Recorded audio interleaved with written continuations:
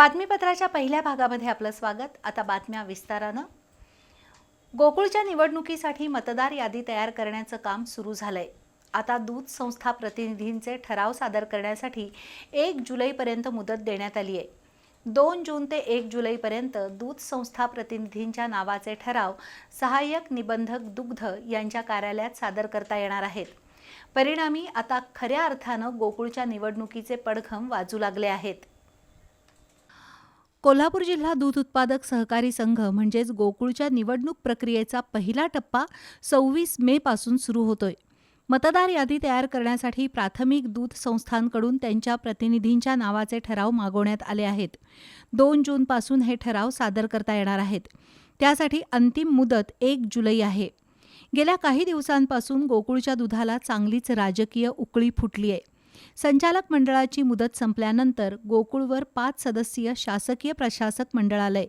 1320 प्राथमिक दूध संस्थांच्या अवसायनाचा मुद्दा गाजत असताना गोकुळची निवडणूक राजकीय क्षेत्रात कळीचा मुद्दा बनली आहे। सध्या अवसायनात काढलेल्या संस्थांची सहाय्यक निबंधक कृष्णा ठाकरे यांच्यासमोर सुनावणी सुरू आहे। त्यापैकी किती संस्था निवडणुकीसाठी पात्र ठरणार आणि किती अपात्र ठरणार हे पाहणं महत्त्वाचं आहे। अपात्र ठरलेल्या दूध संस्था पुन्हा न्यायालयात जाण्याची शक्यता नाकारता येत नाही। मात्र गेल्या काही दिवसांपासून गोकुळचं राजकारण चांगलंच तापलंय। सर्किट बेंच आणि सर्वोच्च न्यायालयात दावे दाखल झालेत। एकीकडे सर्वोच्च न्यायालयानं 90 दिवसात गोकुळची निवडणूक घेण्याचे आदेश दिलेत।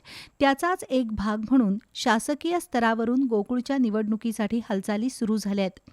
गोकुळच्या निवडणुकीत महायुती विरुद्ध महाविकास आघाडी अशी लढत होण्याची चिन्ह आहेत। त्याचवेळी नामदार हसन मुश्रीफ आणि आमदार शिवाजी पाटील यांच्यातील कलगीतुरा रंगला आहे। मुश्रीफ मुक्त गोकुळ दूध संघ असा संकल्प आमदार शिवाजी पाटील यांनी जाहीर केलाय, तर नामदार मुश्रीफ यांनी तेवढ्याच ताकदीनं आमदार शिवाजी पाटील यांना प्रत्युत्तर दिलंय। तर प्रकाश बेलवाडे हे सुद्धा गोकुळच्या घडामोडींमध्ये केंद्रस्थानी आहेत। सध्या तरी गोकुळच्या राजकारणात पडद्यामागून अनेक हालचाली सुरू आहेत। गोकुळच्या बाबतीत महायुतीत सर्व काही आलबेल नाही, तर महाविकास आघाडीची फारशी ताकद नाही। खुद्द मुख्यमंत्र्यांनी गोकुळच्या निवडणुकीत लक्ष घातलंय, पण शहाचं राजकारण, न्यायालयीन प्रक्रिया आणि आरोप प्रत्यारोप यामुळं गोकुळची निवडणूक यावेळी अधिक रंगतदार बनली आहे।